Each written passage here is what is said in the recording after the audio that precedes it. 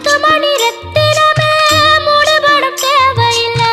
முப்பொழுதும் உண்டையவே இருந்திட விரும்புகிறேன் ஆழக்கடல் நீ கிடந்து அரசாள வந்தவனே அதுபோல என் மனசில் குடியேற வாருமையா சம்ஹார நேரத்தில்